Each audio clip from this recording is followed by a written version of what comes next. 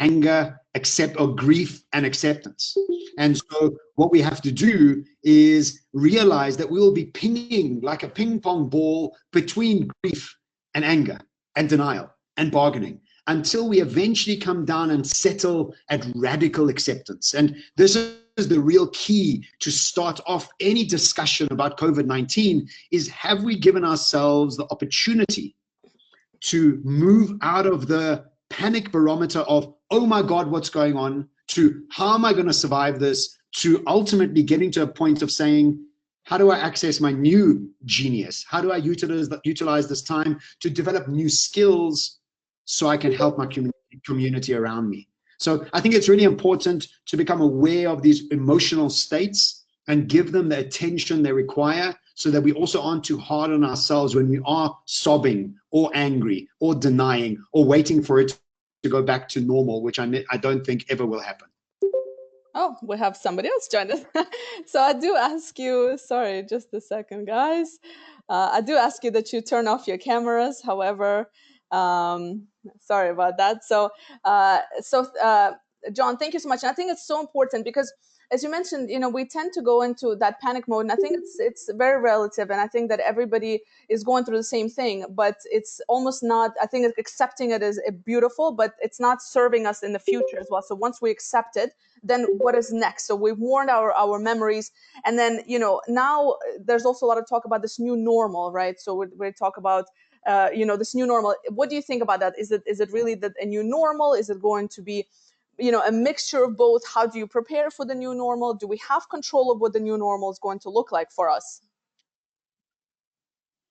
Well, look, I get this question a lot. Obviously, being a faculty member at Singularity University and being an associate partner of Copenhagen Institute for Future Studies, this question comes up a lot for me. It's like, what do we prepare for? What's it going to be like?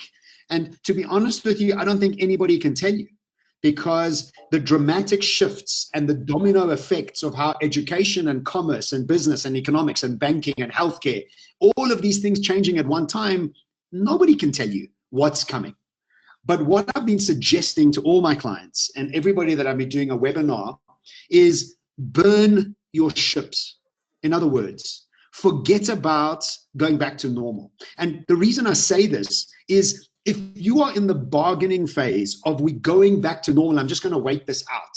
If you are in the denial phase that everything's going to be back to normal real soon, I'm just going to chill out, you don't get the catalyst energy, the energy that you require to develop, design, and recalibrate a new value system that you can bring into the world. We have to redesign how we service clients, what customers we need to work with, what are we actually offering them, what do we treat our employees and colleagues like. Everything's changed. So if we don't utilize this concept of burn your ships and understand that this catalyst is the one single biggest move towards digital transformation that we've ever seen, and if you were in the idea of digital transformation because it was a nice thing to do in a box to tick inside your business or inside your career or inside your entrepreneurial drive, realize that now you don't have a choice. Now it is the survival or non-survival if you don't go digital. So what I've been saying is, look, pretend like we're not going back to normal. Utilize this energy and this time to design brand new. And if we do go back to some form of normal, congratulations, you've designed a new way to access the world. So this is exactly what we're doing right now, is us taking what we've always done and changing it up and try and add value in different ways. But whatever business you're in, there's always a new opportunity for you to take your existing skill and add to it something new, something fresh, something that you're more curious about, and create a more unique offering to your clients. Beautiful. And it's so important because I think also that now, and I hear this from some clients I'm working with, and they're saying, Elena, my salary is cut 30%, and, in my business, I have to let people go. But this time is, we have a choice essentially. And this is what I hear from you as well, is that we have a choice, that we can use this time towards putting that energy towards something to develop our skill, to add value, and to find out what we want, because there could be a silver lining in all of this as well. So, yeah. No, so look, I didn't want to interject, but this silver lining, this is a very, very important thing, is because each and every one of us are being triggered on our own very personal survivor consciousness. And we've all got very different survivor consciousnesses in different aspects of our lives. Some of us are creators when it comes to our career, but are victims when it comes to money. Some of us are victims when it comes to relationships, but are creators when it comes to our own physical body. And so when we look at silver lining, you've got to ask yourself, where is this affecting me? Am I seeing this as it's happening to me or for me? And if you can get yourself into the state of for me, you then get the energy to want to start recreating. I just want to touch very quickly on the victim triangle and the creator triangle. And these two triangles and the characteristics within these two triangles have helped me immensely redesign my relationship with many different aspects of my life. And the truth is, just because I write about these things doesn't mean I don't fall a trap into sobbing sometimes for what's going on, or becoming angry that my whole industry has been sort of speaking industry and lecture industry has just been gone to zero. So the people that are complaining about 30% cuts in your salary, remember that entrepreneurs have gone to zero. So, you know, there's different layers of feeling bad for yourself.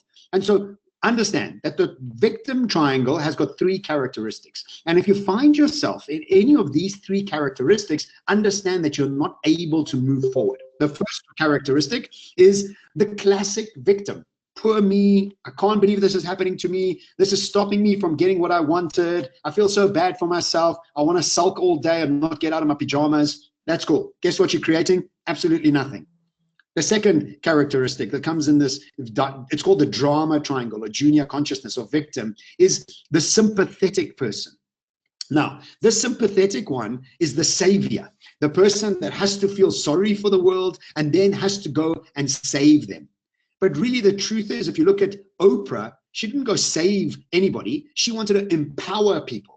A very different energy. And so what we get stuck in is, I want to be sad for all those poor people out there that aren't having a good time, and you sitting in your apartment or house feeling sad for them. Guess what that does? Absolutely nothing. You're actually just addicted to feeling sad. And I'm going to replace each one of these characteristics, so don't worry. The third one is being angry. Oh, I'm angry with the government. I'm angry with China. I'm angry with the virus. I'm angry with my boss. I'm just angry with everybody. And if you were a victim before, or wanting to save the world before, angry before, you just got 20 more reasons to be angry, a victim, or sympathetic. What we've got to do is become aware of these emotions and replace them. The first one, victim, feeling sorry for myself, can get changed to creator. I don't need to feel sorry for myself. I need to access new energy to be able to recreate what I can bring as an impact to my world.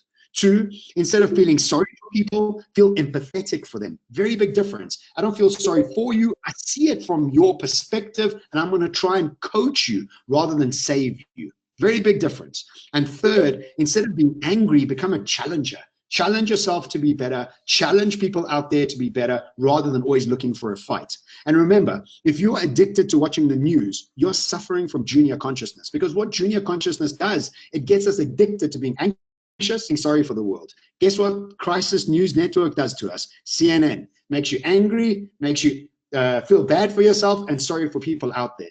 So limit your time to news to 10 minutes a day. Just check the stats, see what the laws are like where you're living, and then get off it and become creative and look for ways to add value to the world. Absolutely. And some of the themes I also see emerging from this conversation is that it seems like we should definitely focus more on the positivity and the positive messages. And we know also the way the brain also processes information. The more positive things we feed ourselves, the more positive realities we actually create as a result. And another theme that comes out is curiosity. So being curious. So for those individuals that are maybe listening in, and feel free to send your questions and comments, and I'll address them in a few minutes. But many people are looking and they're saying, I don't know, maybe some of them are losing their job and saying, okay, actually, maybe this is an opportunity for me to do something new. So this is where I think we can, look into, just driving ourselves to develop that curiosity and positive mindset. I said, this is an opportunity. It's a challenge, but it could be a positive challenge to have. And I know also with you guys and on Expansive and some of the things you're doing with Future Academy, you focus a lot on essentially taking ownership and responsibility for your own development. So let go of being angry with the company. So, let go of being angry with the world. But what can you do today to progress yourself? So Can you give just a couple of things? Let's say if people are online who are, in fact, lost their jobs or don't know what do you think in terms of, the access to technology and information we have today? What are some things they can be doing to upskill themselves to, put their brand out there? Okay, so great question. And before I answer it, I want to just take a step back and realize that the world we come from, the industrial linear world, required us to fill a role or play a role in the factory line of production and efficiency. That's what the Industrial Revolution was about. How much more can you produce? How much more efficient can you be? And how much more profit can you make? A fantastic system for the linear analog world. We now find ourselves in the dynamic quantum digital world where we don't need to fit a role anymore. The way we become celebrated now is by being unique, authentic, and curious. How many great doctors do you know? How many great lawyers do you know? How many great engineers do you know? How many great accountants do you know? There are so many clever people, which means that the minute you become part and parcel of those numbers, you become commoditized. And what happens when you become commoditized? There's 1 million accountants out there. So just because you studied and you got your degree doesn't mean now you got a guarantee of the job because they can let you go. Why? Because there's 1,000 other accountants out there. So it's not about what you've done as a waste. It's about how can you fine tune it better to become more curious and more of a specialist for it. Now remember, the world that we're moving into is not the surplus society we come from. The world we come from has got a surplus of all these careers and all these degrees. Well, we need to realize the world we're going to celebrates uniqueness. And this is the key point here of curiosity, because you, Elena, and every single person listening to this, and every single human being in the world is curious in their unique way. Nobody else is curious like you are. Nobody else is curious like I am. And so what happens, and the best example I can give you is me. I now travel the world. Well, I was traveling the world. Now I sit at the farm in my parents' farm in the northern mountains of South Africa and have webinars all day with people around the world based on one thing: me sharing my fascination, my curiosity, and my uniqueness of combining human psychology, quantum science, neuroscience, futurism, and business strategy. Guess who else combines these? Nobody. I'm the only one who does it in my world. And now I can write books, become a bestseller, and get paid to speak to people around the world. So start by making sure you understand the characteristics that you're following. You're feeling sorry for yourself, you're feeling angry, or you're feeling like you want to save and be sympathetic. That means you're being a victim and you're stuck in junior consciousness. What you need to do is move into the creator consciousness and then start with one very important thing: a to-be list. Who do you want to be? What sort of world do you want to live in? And when you have a to-be list, it becomes very clear what you need to do, because your discipline is a result of your to-be list. Give me an example. I want to lose weight. I decide, focusedly decide, that who I want to be is somebody who's lean, flexible, and fit. When I've made that decision, guess what happens when my alarm clock goes off on Monday morning at 5 o'clock? I'm up at 4:55. Why? I made the decision. If I haven't made the decision, what happens when the alarm clock goes off? Snooze, snooze, snooze. Why? Because you haven't decided. And so if you want discipline in your life, have a to-be list. Get rid of your to-do list. It's irrelevant. What you want to do is have a to-be list and work backwards. And that's another point I make here, is that most people can describe their next holiday, when we used to have holidays, better than they can describe the world they want to live in. They are victims to the world their jobs have told them to live, their society have told them to live, the culture that's told them to live. Who said you must live lives like that? You did, because you gave the permission to those worlds to tell you how you should be living. And so for me, it's, if you don't know with as much clarity as possible what the world you want to live in, who you want to be, what role you want to play, how do you know you ever arrive? And so this is a fantastic time to not be angry and not feel sorry, and take the opportunity to dive deep into your curiosity, become a specialist in your field, design the lifestyle you want, work backwards, and watch magic happen around you. And this has happened to me. I've got so many stories of me being accepted as the first Singularity faculty member in Africa. Was an absolute magic show. I can't even explain how it happened, but one thing led to another. I didn't even get interviewed. They just saw me online. I had a conversation with 2 or 3 key people that I didn't know were the head of faculty at Singularity, but because of my enthusiasm, they were so impressed by it, they gave me the job. I didn't even apply for it. And so you understand that magic happens around you when you become unique, curious, and really start to follow your to-be list rather than your to-do list. That's so on point. And to be honest, another thing I hear in the market in the moment is, because we went digital, many people now have to reach out online and have those, conversations maybe about business or work or whatever it may be. And oftentimes what's holding us back is that, say, do I really have value to add? Do I, or I feel embarrassed or shy to follow up or to kind of, take the initiative there. And what you're saying is that actually every single one of us has something of value to add, something unique. And it doesn't need to be benchmarked to somebody else. It's just pure about you and your own, what you bring to the table. So the personal brand here is absolutely on point here. And I have a question here I'll read out. So Amin asked, is there a way to stop constant beeping in the background? Is it? No, we cannot. Sorry, he's asking about something. No. I switched it off. I had the chat open and I closed the chat, so I saw that question. That's okay. So, so just to bring us back again, what you also talked about is kind of having that image. And I was listening to something, it could have been even from the Expansive podcast for what you guys did, and it said everything that we have around us right now has been imagined. It has been imagined. So it has been imagined in somebody's mind. So imagine if we are able to imagine our own realities, essentially. And this is so important in this case. And I think this is what's, it's such a simple thing to do, is just to sit and to kind of think about what you want to be. But it might be a bit harder for some, of course, to do. But I think it's a very important point here. Look, I want to remind everybody that the 14th century had the Black Plague that devastated the half of Europe, and that ended feudalism and was the beginning of the Italian Renaissance. We are going to have a Renaissance after this. In Africa, what many people do in the rural areas is they burn the fields of grass every end of summer, or every end of winter, sorry. And what that does, it burns everything away, and then new seeds are birthed out, and you have brand new grass, brand new savanna, and brand new plants.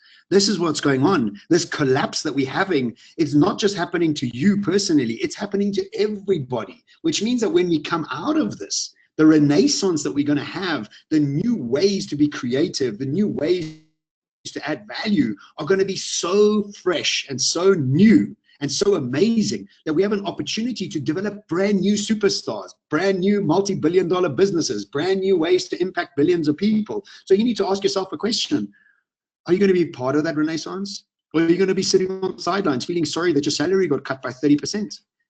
You understand that we are missing the point when we are feeling bad for ourselves, or feeling sorry, or feeling angry. We're not catalyzing ourselves into developing something new. And guess what? Every single human being has a pocket of genius above them. Every single person. No matter what it is that you love and you're curious about, that's your superpower. And the minute you find it, like Mark Twain said, I often say Mark Twain's saying, he says the 2 most important days of your life are when you're born and when you find out why. When you find out why, ladies and gentlemen, it is like a flow state. Things just click and schmip and click, and the right people arrive. So do yourself a favor and take this time and figure out who you are and what you're about and why you're here on earth and what God has given you as gifts, and propel yourself to add value to the world. It's great. Actually, I think it's a lot of opportunity for self-reflection in this. And I know you've done some coaching. You do some coaching. You took part in coaching. And somebody asked, where do you see the role of coaching, or to more specific, culture coaching, in the upcoming future? So when you say culture coaching, what do you mean? You mean inside organizations? Yeah, I think they mean inside. Seb, please clarify. But I think it's from an organizational perspective, it will be interesting to see this as well. So if you can answer that, yeah. Well, look, I think as far as any, don't worry about coaching, but let's just talk about culture. Yeah. And if we understand that we are living in a hyper-transparent world, in a world that we watch characters as leaders And no matter what they say out of their mouth, their actions are so loud, we can't hear a word you're saying. We can see facial structures. When you're not being authentic, we can see it. We don't live in the old world anymore. So you can't lie about these things anymore. We're too smart, we're too sophisticated as human beings. And the truth is that this idea that we must always prioritize profit over everything else will be ending after this. I truly believe that we need a new economic system that prioritizes employees, communities, shareholders, and customers, moving away from shareholders to stakeholders. And the businesses that are stakeholder focused have the best cultures because they prioritize humans over cash. And guess what happens when you prioritize humans over cash? You make so much cash, you don't know what to do with it. And so the cultures that are driven by people first, planet first, and then profit are the ones that are going to be winning. And they will continue to win as we wake up and move away from consumer centricity to planet centricity. And this is the real key, because if you start to see that the governmental structures, the corporate ways of how they are perceived by consumers and shareholders and employees is all about planet centricity, human centricity, rather than consumers king, try and get it to him or her as cheap as possible. I think that's really had its time now, because cheap as possible means somebody's suffering. Cheap as possible means we are ruining the earth somewhere. And so we need to grow up, we need to become more conscious, we need to wake up to the fact that long-term sustenance is what we should be after, not the cheap hit right now. Great. I hope that answers the question, Seb. And we have another question. Continuous uncertainty, Naveen asks, continuous uncertainty is changing our plan every week. How can we plan for this month could be best fit for the future? It's a great question, actually. Yeah. So great question. I've been telling my clients we are in sprint strategies. In other words, you have 1 week to plan for, and then you don't know what else you're planning for after that. So you're not alone, but the point is that it's not about knowing the outcome. That's the biggest problem about human beings. We want certainty, and there is no more certainty. That is the truth. The certainty that we had was in the last century and the centuries before that. We're not in a future that's certain anymore. That's why IQ needs to be replaced by AQ. And AQ is adaptability quotient. It's not about how clever you are. It's about how flexible you are. It's not about economies of scale. It's about economies of learning. In other words, how quickly can you unlearn to relearn so you're constantly relevant? And the only way you can stay adaptable, flexible, and optimistic is if you follow curiosity over logic. And curiosity doesn't need the outcome. Curiosity is just having fun in itself, figuring new things out. I'll give you again, I can only tell you from my experience of my life is on the screen, you'll see my first book, What's Your Moonshot, Magnetiize and FOREsight. I was busy writing my 4th book called Evolution of Value.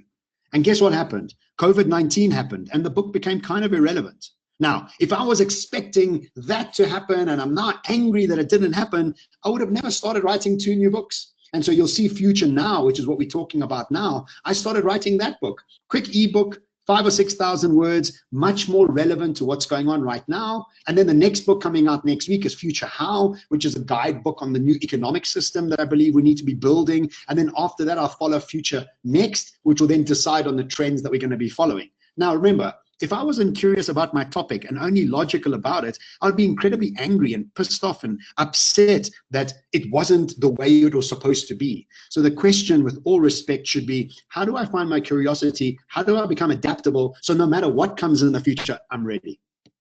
Great. And I'm just going to bring out a couple of comments and then a question. So Arifa said, now Darwin's survival of the fittest looks more meaningful. Yes. Exactly. Yes. Seb will come back to you on the culture coaching as well. Somebody also asked, somebody commented in a question, says, absolutely agree. There's a paradigm shift, but given the population paradigm shift, but given the population today versus 1st century reference you made, where do you see things going? Not to mention the communication tools we have available to us. So where do you see things going? Sorry, I didn't get the context of that question. Just say that to me again. So basically, I think when you're referring to kind of back in the day and the things we used, the way we used to do things back in the day, obviously we're not there now. So where do you see the future going with the technology we have available today, with the access to information, with the globalized, connected world? Sid, I assume this is what you meant. This is what I'm getting from this. Okay, well, look, what I think is that, remember that what got competition to be competition was certain people having access to certain types of information. Guess what? The whole world now has access to the same information. What does that mean? That means we don't need to compete anymore. Now we need to collaborate. Because if we all now accessing Google and have all the same information, we need to help each other. We don't need to compete anymore. There's more than enough abundance around the world to keep everybody happy. And so what we have to do is become more conscious and more long-term in our views around adding value to the world, and to be able to create an economic system that's joyful for everybody. We don't need to be competing dog-eat-dog world anymore, because we're not motivated by safety and security. We're motivated by collaboration and cooperation. So the future for me, and the future that I want to live in, and I'm sure you'll all agree with me, is one of possibility. Don't come to me with, well, the reality, John. Well, the reality is your reality. You choose what your reality is. For me, it's the possibility of the movement we could create, that humanity can become conscious, wake up, and treat each other with a way that is long-term and focused. And right now, what we're starting to see is this level of hyper collaboration happening around the world, where even Google and Apple are now not competing, but collaborating to help track people's health. So I do believe, and what I want to keep pressing forward, is the narrative of the possibility of a better world for all. A lot of the things that you talk about and the thought process that you have essentially comes from a specific mindset. And some people have a certain mindset to kind of say, yes, I see possibility, but not everybody. And sometimes we need that extra push from external factors, maybe from our environment, so, maybe the things that we're reading, that what we're doing, who we're talking to. So I want to bring your attention to this. And somebody asked, first they said it's fascinating, Ashar said it's fascinating so far. And what did you consume? So books, talks, workshops, to get where your thought process is now. And what do you now consume to keep pushing forward? So I think it's an excellent question. And if I may add, the books you have right in front of you is what you should start with, because they're just brilliant talking about books and Thank you. talks. But please, what did you Okay. do? Yeah. Okay, so here's the thing for me. Great question, but I want to readjust the question. What we've got to realize is that all human beings are made up of memories. All of us, every single one of us, have got memories. And those memories determine how we perceive the world and what we project onto the world. So if your memory is that the world is a dangerous place, guess what? You look for danger and you'll find it. If you are a woman that has been abused in her past, please God, no. But if you are, what will happen is that men become dangerous and you avoid them. If you've been in a business with somebody who stole from you, every businessman or business partner you look at in the future becomes somebody that could be potentially a thief. And guess what? You'll be confirming it continuously, because that is your belief system. So before I start adding anything new into me, I have to clear my past. And I've got to be really, really clear on this, because this is by far one of the most important things that people don't speak about, is that the way you prepare for the future is by healing your past first, so you don't recreate those expectations and those projections into the future. So number one, look at your memories. Science has now proven that 50% of our memories are false. You don't have to worry about which 50% are false. What you want to do is look at your past, look for the patterns in your past that make you upset, sad, resentful, or angry. Heal those. Everybody that you have an issue with is your subjective story of what happened. Everybody that you have an issue with had their own issues. If they were malicious and horrible and abusive to you, you need to find it in yourself to forgive them, because if you don't, they'll be with you forever and you'll continuously find them in your reality. So that's step one, because if you don't clear up your basement, then whatever you build on top of it will always be on the structure of that hurt and the pain.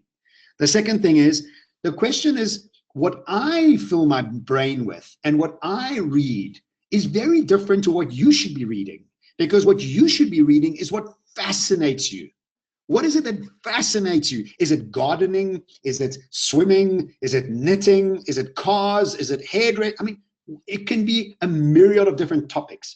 What fascinates me and what I read is a very personal process, because that's what fascinates me. Nobody forces me to read anything. I don't actually even ask anybody what they read. I just kind of like move into YouTube. I find something, I listen to a podcast, and I'm constantly looking at the things that fascinate me. But anything that talks about masculinity, How do I heal my masculine patterns? How do I heal the lineage that I come from when my father didn't know what it means to be a mature, sacred masculine, so I can bring that energy of kindness naturally into the world? I read a lot about that. I also read a lot about mental agility, mental fitness, mental processing through understanding neuroscience. So anything to do with neuroscience or quantum science. And my favorite teacher there is a gentleman called Dr. Joe Dispenza. I constantly speak about him. He's a fantastic teacher. I highly recommend you look him up. Then as far as futures are concerned, I follow obviously Singularity University. You can get onto their blogs. You can, every day they send out 1 or 2 blogs about the future.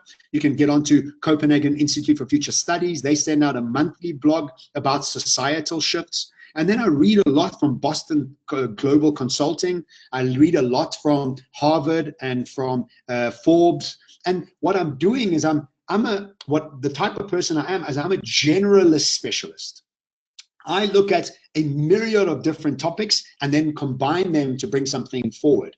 Other people are deep specialists. They only like 1 or 2 things and they dive deep into them.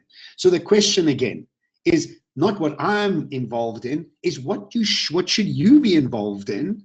What does make you most excited? Not what your mom and dad told you to study, not what society told you to do, what not gives you the best salary. What is it that you are there to get excited about? What accesses your genius? And then combine that curiosity with having a healed past. And now that combination makes you adaptable, flexible, optimistic, and full of energy. That's so powerful. That's so powerful. That's a tweetable moment, as somebody would say, right? Thank you. And I think it's a good point you bring up, because if you're not interested, if you're not curious about your particular topics, you're gonna eventually just drop off and lose the motivation to even pursue it. And both you and I know, if you're not passionate about the things that you're doing, it's very easy to get demotivated. And and this is where really I look up to you a lot in this way, because you are so passionate, and we can even see it through this web. You are so passionate about what you're talking about, and you're genuinely interested to where we're interested, right? And we're curious. So it's I think it's a powerful thing. And somebody Thank else, Sep, also asked, what are your thoughts about doing humanitarian activities that have a positive social impact, and how important the aspect of making the world a better place is a futuristic concept, basically? So Peter Diamandis, one of the founders of Singularity University, says everybody should aim to be the new type of billionaire. And the new type of billionaire is somebody who impacts 1 billion people's lives positively. I think that's really a beautiful statement that he came up with.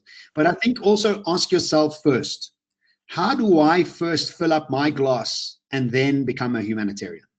Don't dive straight into becoming a humanitarian, because that's also just a crutch, because it's the right thing to do. I disagree. I think the right thing to do is find out why God put you on earth, then do what you need to do. Because the best thing you could do for your children, for your community, for your marriage, for your friends, is to be the best version of yourself. Heal your past, become curious, become a thought leader and a specialist in what makes you tick, and then allow that to become a humanitarian process. And being a humanitarian doesn't mean you're going to go help poor people. You could even help very wealthy people become conscious and wake up. So I think I'm a humanitarian, but I'm not working in villages and townships. I'm helping people all around the world take more responsibility in waking up and becoming better versions of themselves. So don't get caught up in the concept that I must become a philanthropic person. That will become an extension of you when you are your fullest self. So dive deep into who you are and allow that to become your guiding light of how you add value to the world. And remember, when you access your genius, when you access who you are, you realize that it's endless energy. You can continuously give it forever. It's a stream of energy that just comes through you. And another example I can give you is I record my books for Audible myself. And sometimes when I'm in the booth and recording it, I tell the music guy, stop, like the recording guy, I'm like, stop, wow, this passage is so amazing. And I wrote it, but I can't even remember writing it at all. And so that really shows you that when you're in that state of flow, you do things that are just adding value naturally. So you don't have to worry about being a humanitarian. You'll naturally become one, because when you make decisions with your heart, that's the obvious scenario. Yes, and so as maybe you would say then we as humans need to create the future. That was Seb's follow-up question, as he says. So do we leave the future to create ourselves, or do we actually create it? And from what it sounds like, it's we have the capabilities to create the future that we want on an individual level first of all, and then collectively as well. And as we wait for more questions to come in, so guys, feel free to drop some more questions, comments, just your feedback. And somebody asked about coaching, and if you have a couple of tips, maybe of how does one get into coaching? Somebody asked earlier. I'm trying to get to, but just said if there's any tips you can suggest. Look, yeah, great question. I mean, look, there are 1,000 million types of coaches. And it's not just about being a coach. It's about how do you teach what you're really good at? Because you could be look, I'm a coach, but what format I follow my format. I don't have a format I follow. I follow what has worked for me, and that's the way I coach. You also get coaches that help you eat better, sleep better, train better, have a better relationship, whatever it is. I'm a true believer in paying people for getting them to help me with their speciality. So whatever their speciality may be, if I'm expecting people to hire me for my speciality, because I can see things you can't see based on my speciality, there's other people out there that can see things that you can't see. So it's a fantastic thing to go and pay them for that service. But before you worry about becoming a coach, again, ask yourself a question. What is it that makes you most excited? Not being a coach, but what is it, the skill set that really gets you juiced up and fired up? And then get into a process of writing about it, coaching about it, speaking about it, starting businesses about it, and adding that value to the world. There's a great saying by Yogi Bhajan, who brought Kundalini yoga from the east to the west. And he said, if you want to learn something, read it. If you want to understand something, write about it. And if you want to master something, teach it. And so when you get to the point of wanting to master your topic, the best way you can do that is by writing, teaching, and speaking and building businesses based on it. You know what I love about having a conversation with you is that you are truly a person who is a generalist specialist. So I love it that we can bring in different topics and different kind of questions that are all very relevant and related to the future. So as a follow-up, Stuart also asked, as business world adapts to circumstances created by COVID-19, we're seeing immense cost cutting. How do you position yourself as a business coach and your service so that you're still a priority among current business agendas? Very good question. And look, many businesses are in cost cutting, and there are some businesses that are booming because of what's going on. Firstly, change your target to the booming businesses. Secondly, you don't have to do one-on-one coaching. Now you can coach 200 people who pay you $10 each. You can change the business model of how you go about coaching. And also for me, I used to fly around the world and do talks on stages. Now I can't do that. So now I'm starting to write ebooks, doing more webinars, learning more about those things, selling tickets of per head towards workshops rather than being paid by corporate to go and do talks for them specifically. So I'm doing what I'm doing, but I've changed who I'm targeting, how I'm pricing it, and also because I'm not traveling, my costs are lower myself, which means I can charge differently and price myself differently. So look, a lot of businesses are closing down and a lot of businesses are booming. Change your focus, change who you're working with, and try and focus on those sort of people that are booming. Thank you. And just so another thing I appreciate about you is that you keep things real. So, and just to kind of keep things real in this webinar as well. So some people might be wondering, John, it's great. And it's in theory, yes, we can go and we can kind of transform ourselves and we can follow our passion. But in reality, we also know that not everybody's able to do that. So, maybe in theory it's nice, but what if not everybody has the privilege to follow the passion because they're too worried about kind of putting, the food on the table for the kids to, responsibilities. And in regions like the Middle East, where, we have certain cultural things and, where you come from and what's the passport that you hold and these sort of things that can prevent somebody from actually following the passion or having access to certain things. What do you say about that? Look, obviously it's tougher for some people than it is for others. One, because of your gender, maybe. Two, because of the cultural nuances that your family have pressured you under, or religious pressures that you're under. So I take all of that, and I'm sorry that you're going through that, and I understand that it's not as easy for everybody. But if you quietly, inside your mind, don't look at the problems and look at the opportunities and keep having a love affair with your curiosity, and you'll remember, everybody on this on this call, has been in love once or twice in their lives. And what happened when you fell in love? All you wanted to do was be with that person that you were in love with, right? But so if you fall in love with your curiosity, at every waking moment and every gap that you have, you'll engage with this new curiosity. And what happens slowly but surely, the more you engage with this new curiosity, you become really, really good at it. And as you become really, really good at it, you'll be surprised that people want to pay you to bring about that speciality to them, whether it's through a call or through something on the side. It doesn't have to be taking away any time, it on the side. And slowly but surely, that little side project, the little side hustle that is based on your curiosity, what gives you most joy and energy and love in the world, slowly starts becoming a bit of a bigger pie that you start doing. And when your family starts seeing you that you're being so happy and so enthused, they will initially might have a bit of an issue with it, but slowly but surely they'll start to realize that this is what gets you to come alive. This is what gets you to add most value to the world. And so then slowly but surely you can start moving and stepping into it. There's no silver bullet. It's about a process of daily moment by moment decisions of either complaining, being angry, or being sad, and rather looking for opportunities and seeing new ways for you to wake up and add value. So no matter what situation you're in, you can start slowly or you can start very fast, but you can start. And I think that's the key here. Don't just fall back and say, well, society, oh, well, family, oh, well, I'm a woman. No, there are so many heroes in the world that have broken those chains of stories and narratives that we've told ourselves.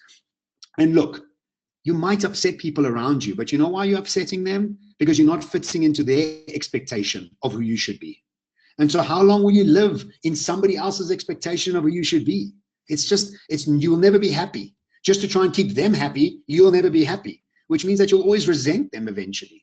So yes, you might have a small argument here or there, or might be a big one, but ultimately, if you start following your heart, and God has given you your heart and your curiosity for a reason, it's not just by mistake. This is what's happened. You know, everybody's got a role to play to add value to the greatness of humanity. So for me, it's start. Don't use any excuses to hold you back. Utilize them as a catalyst to move forward. Great. And to follow up on that, so a lot of the opportunities that are out there around education and in terms of, how can we educate ourselves? Yet, from my perspective, especially when I work with higher education institutions, there's just a disconnect completely between higher education institutions and the reality of the world of work. And is the education, does it need to change? And you being an educator, how do you see it should be changing when we're talking about educational platforms, universities, whatever it may be?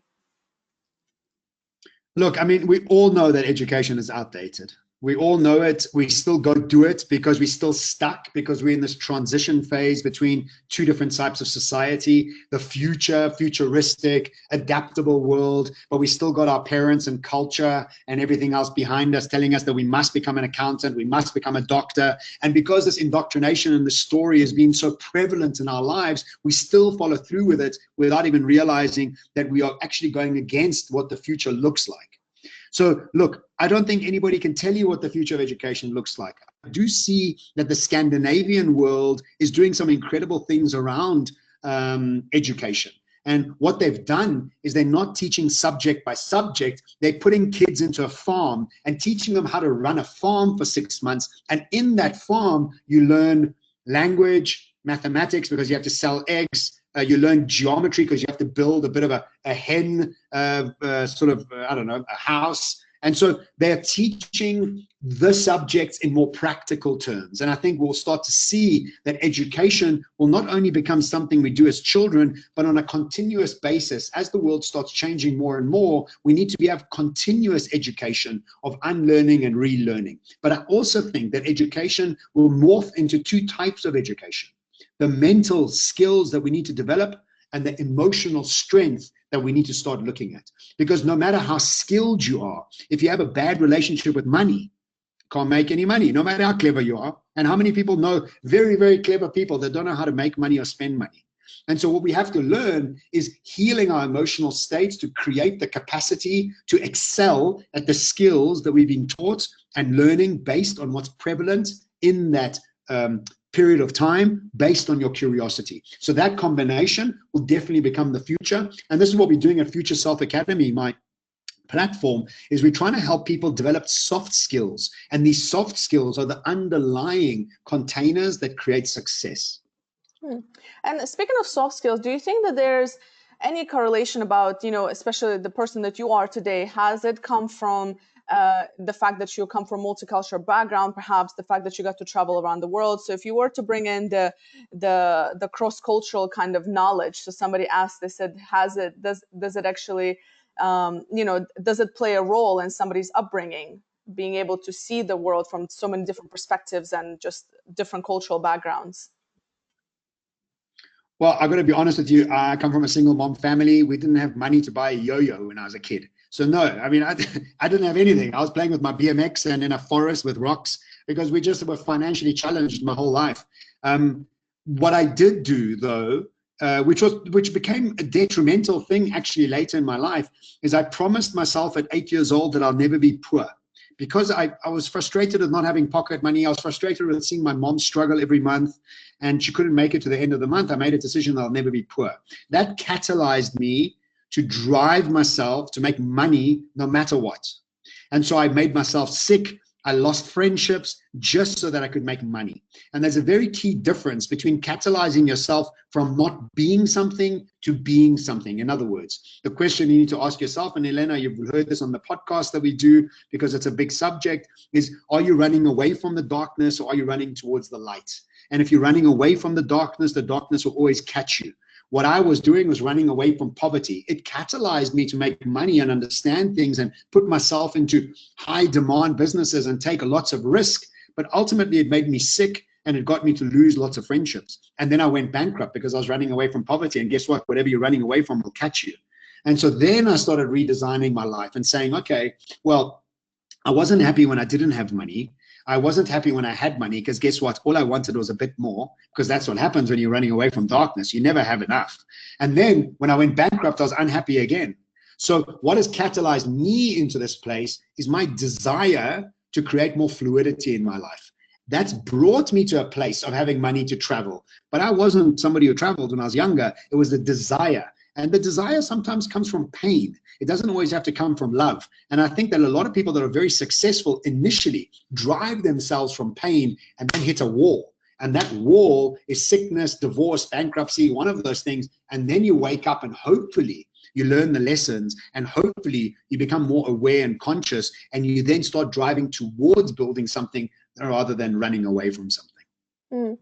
Yeah, so a lot of the things we talk about kind of our own mindset here and how we create the future for ourselves and following our passions and what drives us. And somebody also asked that, and I've heard this question before from several conversations I've had over the years, is because I talk a lot about these topics as well in terms of, you really need to focus on yourself and developing yourself. But then some people may say, well, isn't that selfish? Isn't that selfish to then focus on ourselves? Because sometimes we need to put other people, especially those who, let's say if you have kids or if you have, elderly parents or just significant others, whoever they may be, and I've heard this before as well from my side, but I'm curious what you think about it is, isn't it selfish for us to only focus on what we want and pursuing our passion? Sure. Look, of course, I think there's two ways to look at this. The one way is I'm being selfish. I'm doing this only for me and it's my time. I don't care. I'm not giving anybody else any energy. Or you can look at it and say, I'm doing this to be self first. In other words, I want to be the best version of myself for the people I love. I want to be the best version for myself to set an example for the people I love. And you inspire people around you to provide the tool sets and the time it takes to just put the energy into yourself. Ask yourself what makes you come alive. And in that process, you can give more to your elderly parents. You can give more to your children. And I had this discussion with somebody online. And look, before I even say it, this is a very personal story for me because I don't believe the old adage was the man must go work and the woman must stay home. I don't believe that. And I think the best thing you could do with your children is not spend time with them, but become the best version of yourself and then spend time with them. Because if you do that, just in your actions, your children are inspired to become the best versions of themselves. And then what you have is you have two parents who are the best versions of themselves. And now the children are excited and inspired. In fact, everybody around you be excited and inspired. So yes, you can be selfish and you can be self-first. And you decide how you want to come at it with that.